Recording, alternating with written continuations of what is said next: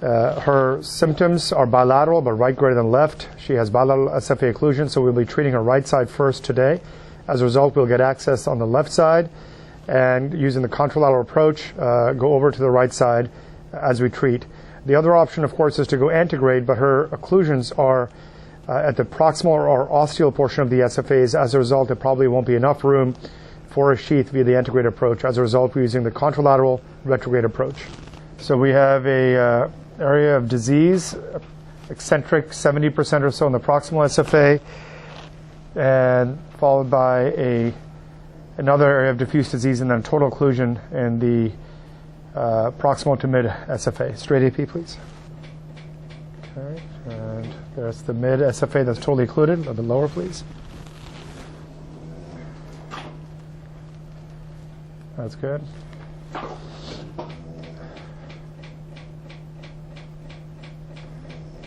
And there we have reconstitution in the adductor canal.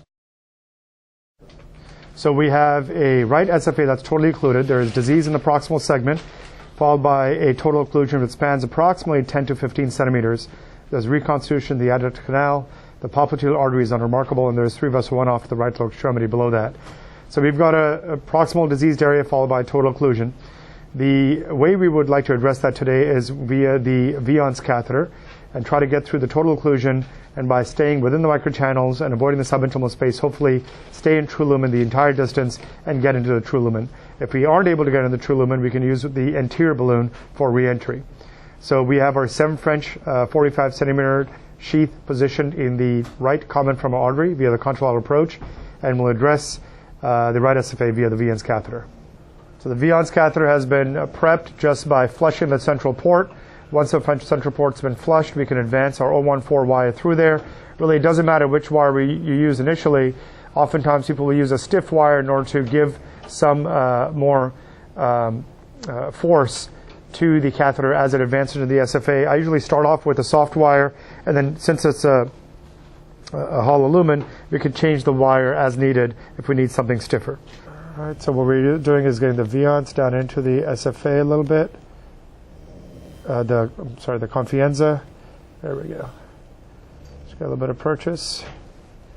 And once that's there, we'll advance our Viance over that.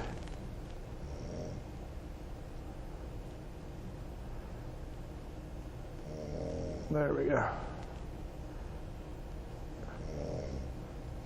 Okay. Leave the wire. All right. Now I'm going to start spinning. As I spin, it should take my Viance down further, there it goes, into the SFA. Now, I was very careful not to, now as I turn angles of spinning, you can see it's heading medially now, and as I turn counterclockwise, it'll turn laterally. Okay? So you can do this 2 ways. You can keep turning in one direction until you hear clicks. Alternatively, you can go a few turns one direction and then turn around in the different direction.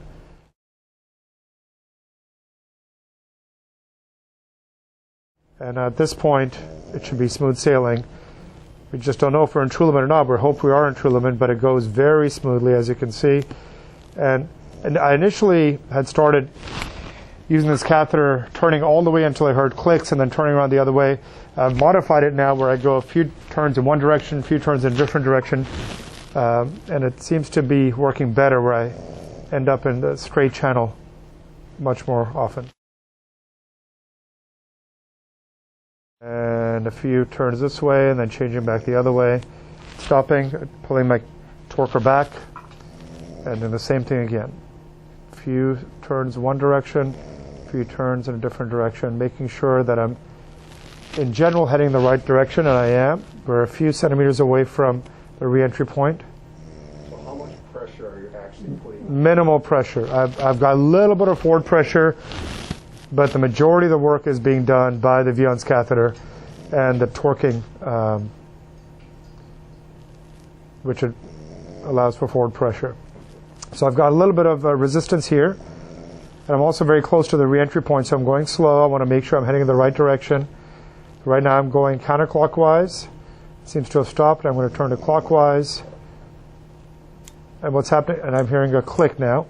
So what's happening here is I'm building up a lot of pressure. What I don't want is this to jump forward into the false lumen. So I'm going to go slowly. Now it seems to be pointing the wrong direction here. Okay, so I'm going to pull back a little bit and change my direction of turning. So it looks it's heading more towards the right direction. And I've got some clicks. So I'm going to stop. As I turn, it moves forward a little bit, but in the wrong direction. Okay, so just a few turns one way, a few turns the other way.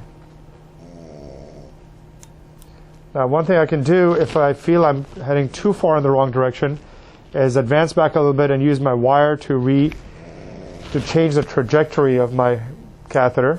I'm not going to do that yet. I'm going to see if I can get this to go, but that is clearly heading off on the wrong side.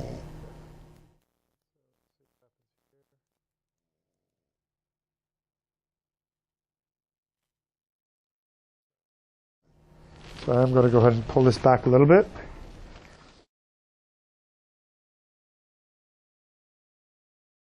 I keep the catheter back in the wire back in the catheter. But now I've pulled back, and what I want to do here is change the direction of travel. And if I want to do that, and if I go down with the Viance by itself, it'll go down the same path it's already created. So I need to use the wire at this point to redirect. And there's the wire. I'm going to try to make it go a little bit more laterally. Let's see if I can find a channel that way.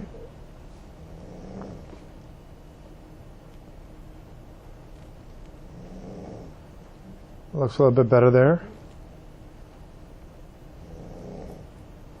So I'm going to hold the wire there and advance.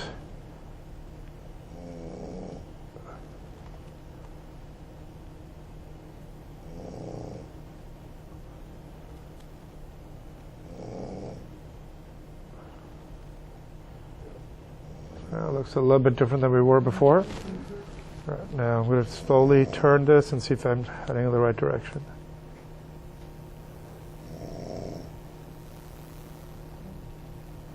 Right, now in this view it looks like it's right over it, but that doesn't mean it is. It could be in a different plane. So I'm going to advance my wire gently and see if it looks like it's true lumen, and it is. There, we got it. Okay. So.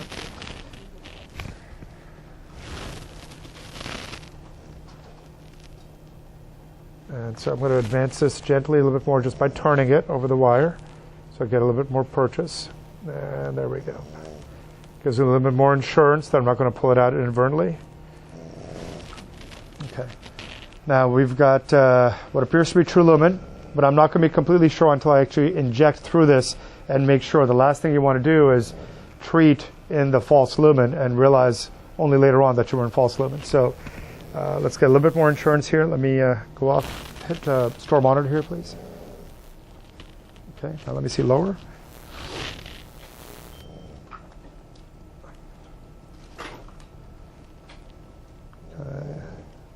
There we go. That definitely looks like it's in true lumen.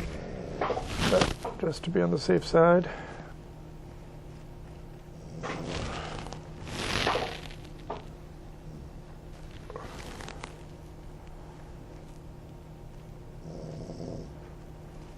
Okay, go ahead and pull the wire out, please.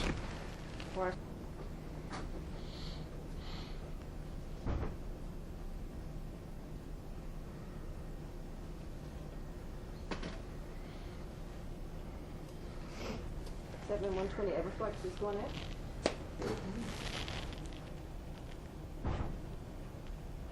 There we go. That should be good. Okay, you can leave the wire, please. Look.